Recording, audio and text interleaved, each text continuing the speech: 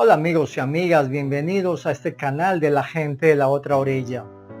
En esta ocasión, y continuando con el tema de la construcción de mi propio destino, vamos a abordar 3 elementos constituyentes de aquello que hemos llamado dolor y sufrimiento en el video pasado. Con esos 5 elementos damos por concluido el tema de las causas iniciales de dolor y sufrimiento. Entonces, bienvenidos, bienvenidas y entremos en materia.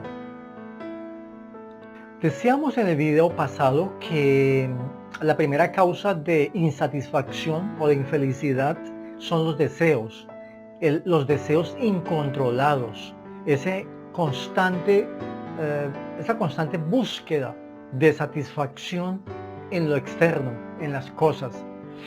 Luego dijimos que esos deseos permiten la consecución de cosas, de relaciones, y finalmente esas cosas, esas relaciones, esas personas hacen que nos identifiquemos con ellas y que perdamos la verdadera identidad.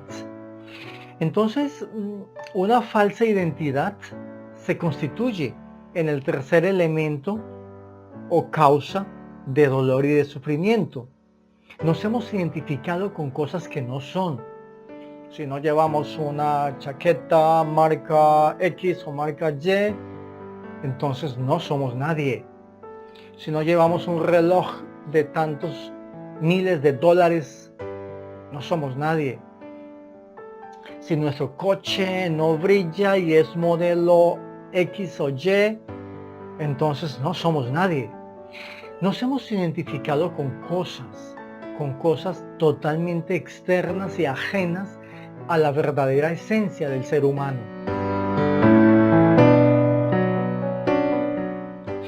¿Te has fijado cómo cuando sentimos un dolor emocional tenemos la tendencia a comer? Tenemos la tendencia a irnos de fiesta o a beber. Es decir, cuando sufrimos a nivel psicológico, buscamos solución en lo físico. Entonces, finalmente, si no matamos las penas, al menos las ahogamos. Pero eso es solo un paliativo para el verdadero sufrimiento, porque no estamos atacando la causa del sufrimiento, estamos atacando la consecuencia. Es como si apuntáramos el extintor hacia la cumbre, hacia la cima de la llama y no hacia la base de la misma. Si queremos apagar un sufrimiento, eliminar un dolor, debemos atacar la causa, la raíz de ese dolor. Debemos encontrarlo. De hecho, la psicología es lo que hace cuando un paciente acude a terapia, es encontrar esas causas anteriores y trabajar, eliminar esas causas. Es como si tenemos el agua contaminada de un pueblo. Ese caso es muy curioso y está relatado por allí en internet, que el agua llegaba contaminada con gasolina a un pueblo. ¿Y la gente qué hacía? La gente hervía el agua o la pasaba por filtros o la dejaba al sol, etcétera, y luego la bebían. Hasta que alguien dijo, bueno, ¿y por qué no buscamos la causa? Evidentemente caminó río arriba y encontró un bote que estaba volcado y goteaba gasolina sobre la fuente del agua. Quitó el bote y sencillamente el problema se acabó. ¿Cuántas veces en nuestras vidas reaccionamos sobre la consecuencia, mas no sobre la causa? Seguimos atacando las consecuencias, pero no buscamos la causa, la raíz del sufrimiento. De hecho, la medicina alopática tradicional es lo que hace todo el tiempo. Tienes un dolor de cabeza, un dolor de estómago, tómate esta pastilla, tómate esta píldora, este analgésico y el dolor pasa, se calma. Pero no ataca la causa. ¿Cuál fue la causa de ese dolor de cabeza, de ese dolor de estómago? ¿Cuál fue la causa real? Es lo que sucede muchas veces con nuestro propio crecimiento y desarrollo espiritual. Tenemos una inquietud, queremos profundizar en ella, pero las creencias sociales, culturales nos dicen no, eso no está bien. La sociedad critica ese proceso y entonces decidimos alejarnos de ello. Pero con ello perdemos una posibilidad tremendamente importante de encontrar las causas esenciales dentro de nuestra propia esencia personal. Estamos llamados a revalorar esos conceptos religiosos, morales, sociales y profundizar dentro de nuestra propia existencia espiritual. Y precisamente es en esa profundización de las causas, en busca de las esencias, de ese punto esencial donde se inicia nuestro sufrimiento, es en esa búsqueda donde encontramos el elemento número 4. Lo he llamado las causas anteriores, pero si uno busca literatura en internet, en libros, lo encuentra con el nombre de karma. El karma de los hinduistas o el karma de los budistas. El nombre que le demos no importa realmente. Importa que lo comprendamos, que existen unas causas anteriores que condicionan nuestra felicidad, que nos hacen más o menos felices o más o menos infelices en este mundo. Y si queremos explorar si esto es cierto o no, podríamos preguntarnos qué es lo que lleva a que una bebé nazca en una familia pobre, miserable, sin recursos económicos, y que otro bebé nazca dentro de una familia opulente, rica, llena de recursos económicos y financieros. ¿Qué es lo que hace que uno nazca allí y el otro nazca allá? El planteamiento de esa pregunta nos lleva a encontrar que efectivamente traemos un bagaje que condiciona el mayor o menor grado de felicidad que vamos a tener en una existencia. Y de hecho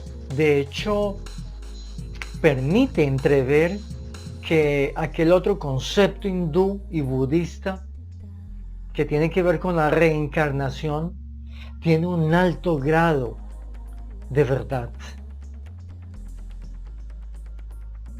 Y es que aunque la esperanza de vida ha aumentado en los últimos 100 años, 70, 80 o incluso 100 años no son nada dentro de un universo que lleva miles de millones de años de existencia, dentro de un planeta como la Tierra que lleva millones de años.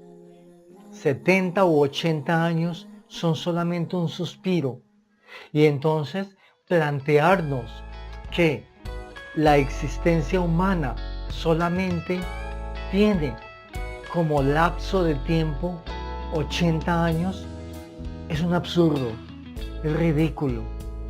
Solamente cabe en una mente que por miedo o por ignorancia no se ha atrevido a explorar otras posibilidades.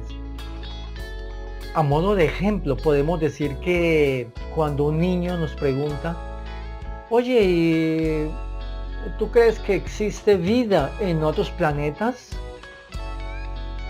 La respuesta que solemos decir es no, pero no nos hemos puesto a pensar que hay más de 40 millones de soles y tentativamente cada uno tiene un sistema planetario lo cual da miles de millones de planetas posibles.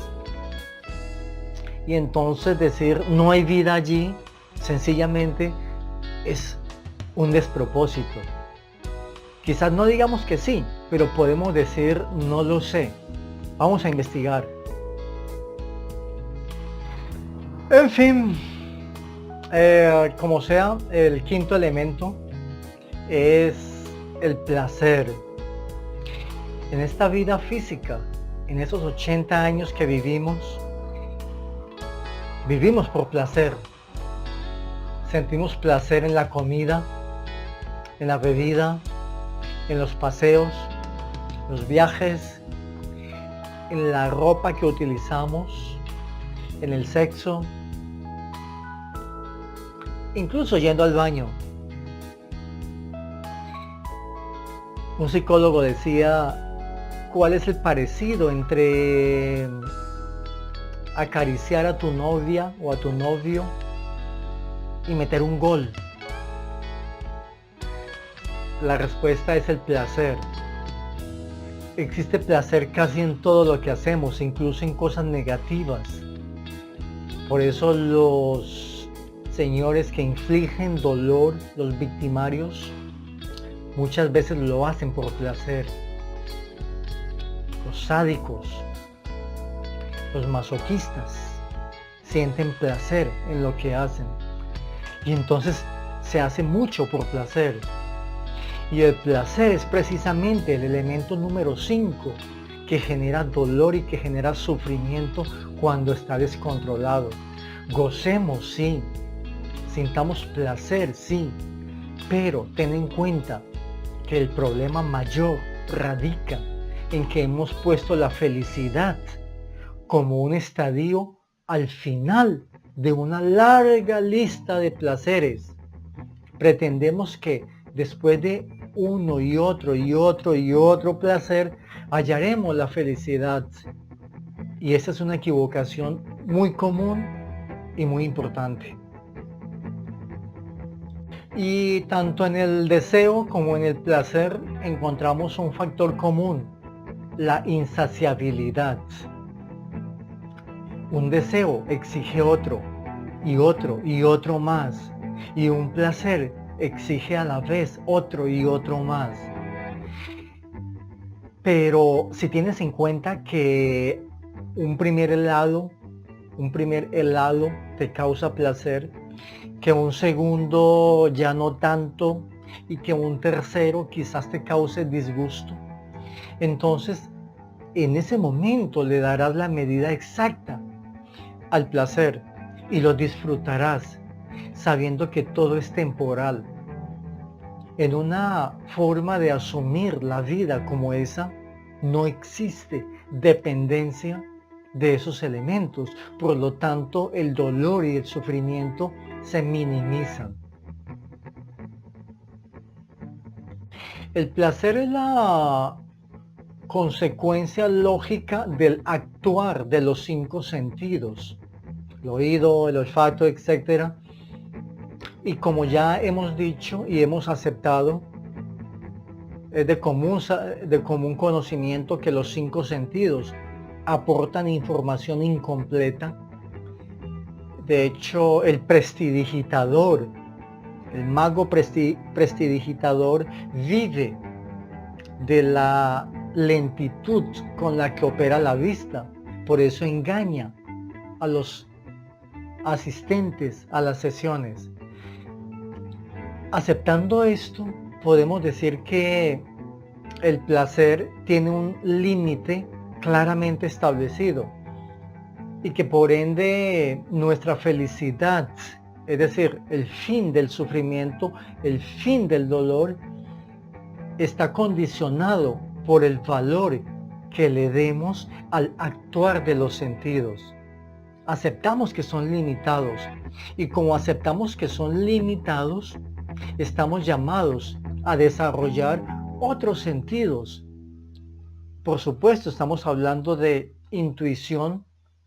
El caso, dijimos, de las damas, las que han sido madres, tienen un poco más desarrollado esa intuición, ellas presienten cuando su hijo, cuando su hija está sufriendo, y ese es un sentido que se añadirá a los 5 sentidos actuales en un futuro.